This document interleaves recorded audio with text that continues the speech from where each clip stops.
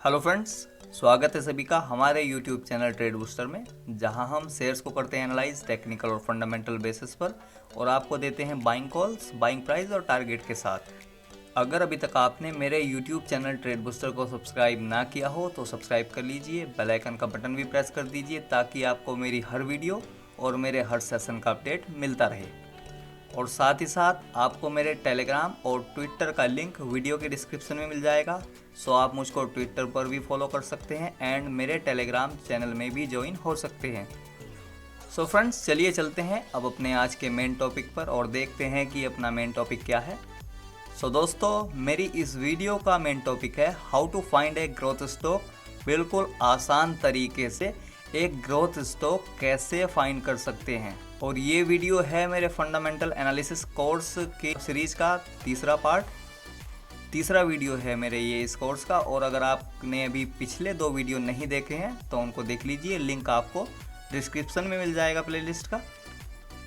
तो फ्रेंड्स, अब हम चलेंगे कैंडलस्टिक चार्ट पर और वहाँ पर मैं आज आपको बताऊंगा कि बिल्कुल आसान तरीके से आप कैसे एक ग्रोथ स्टॉक को ढूंढ सकते हैं। सो फ्रेंड्स, हम आ चुके हैं कैंडलस्टिक चार्ट पर।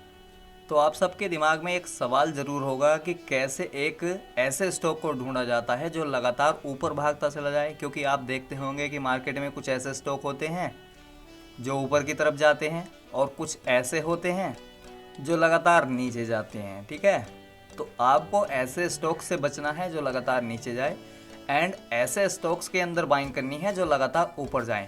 अब मेन पॉइंट आता है कि इनको ढूंढना कैसे है, क्या ट्रिक है इनके पीछे।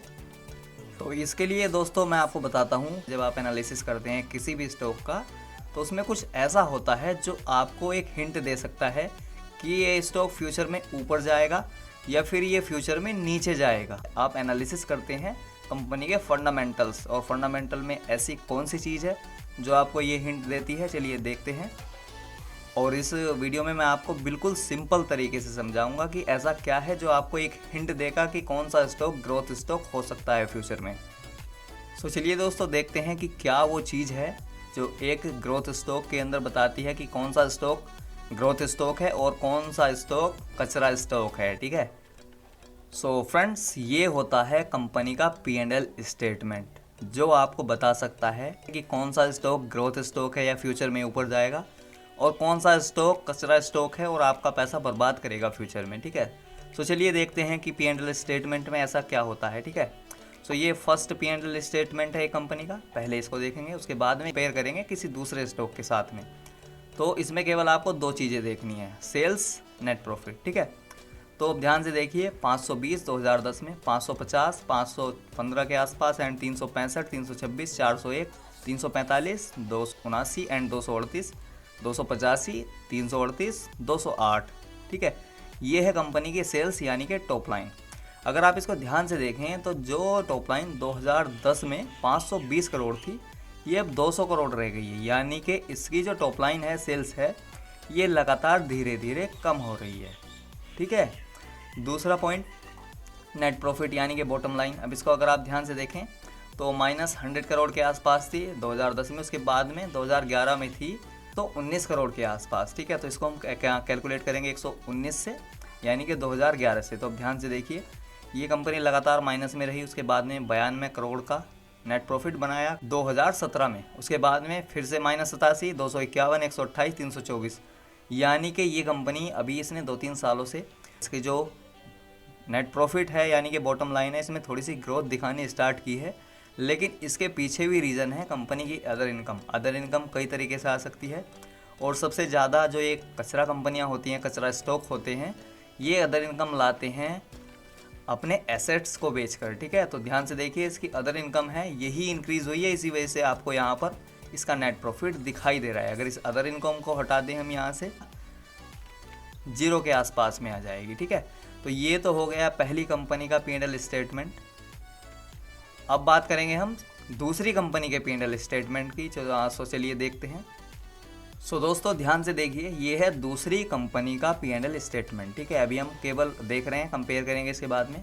तो सिंपल सेल्स को देखिए, यानी कि टॉप लाइन को 1233 यानी कि 1233 करोड़ 12 15 19 23 3000 और 3500 4300 और 5040, 5463, 7022, 7764, 7968, यानी कि जो कंपनी की टॉप लाइन 2010 में 1233 करोड़ थी, ये अब 2021 में करीबन 11 सालों में 8000 करोड़ के आसपास हो गई है। लगभग 7 गुना, 6.5-7 गुना के आसपास कंपनी की सेल्स यानी कि टॉप लाइन हो चुकी है।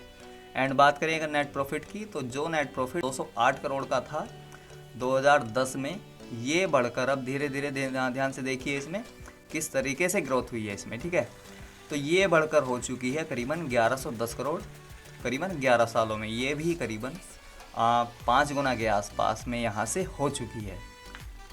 तो ये है सेकंड कंपनी का P&L स्टेटमेंट और ये है फर्स्ट कंपनी का P&L स्टेटमेंट।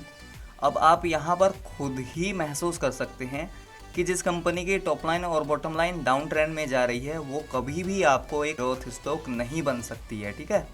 लेकिन जो कंपनी अपनी सेल्स को और नेट प्रॉफिट को लगातार बढ़ा रही है, ये कंपनी एक ग्रोथ स्टॉक बन सकती है। अब इनको कंपेयर करेंगे हम चार्ट पर। अभी तो हमने देखी है केवल top line and bottom line दोनों की। तो मेरे हिसाब से जो सेकंड कंपनी है, ये एक बेटर स्टॉक होना चाहिए फर्स्ट कंपनी के कंपैरिजन में। तो चलिए दोस्तों, चलते हैं कैंडलस्टिक चार्ट पर और देखते हैं कि क्या मैंने जो ये एनालिसिस किया है ये सही भी है या नहीं, या मैं बस हवा में ही बात कर रहा हूँ।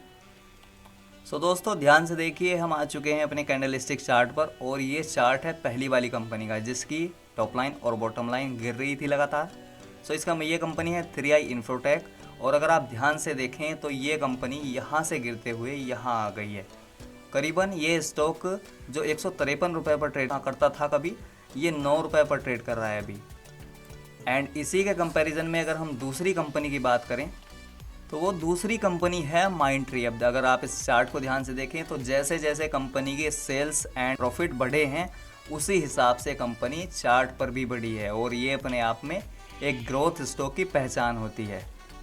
और आप इसको किसी भी चार्ट के साथ में अप्लाई करके देख सकते हैं। जिस कंपनी की टॉप लाइन और बॉटम लाइन में अच्छी खासी ग्रोथ होगी, ग्रोथ के साथ में अप ट्रेंड में होगी, वो कंपनी का चार्ट आपको हमेशा ही अच्छे खासे अप ट्रेंड के अंदर मिलेगा, ठीक है। तो उम्मीद है कि आपको जो मैंने हिंट दिया है ये समझ में आया होगा और आप जब भी किसी कंपनी को एनालाइज करोगे, एक ग्रोथ स्टॉक ढूंढने की कोशिश करोगे, तो ये वीडियो आपकी हमेशा ही हेल्प करेगा।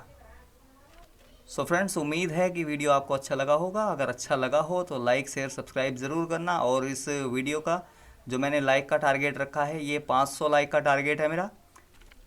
और मुझे आशा है कि मेरा एनालिसिस, मेरे वीडियो अच्छे हैं, इसलिए आप मेरा लाइक का टारगेट ज़रूर पूरा कराओगे। सो फ्रेंड्स, चलिए चलते हैं, बाय बाय।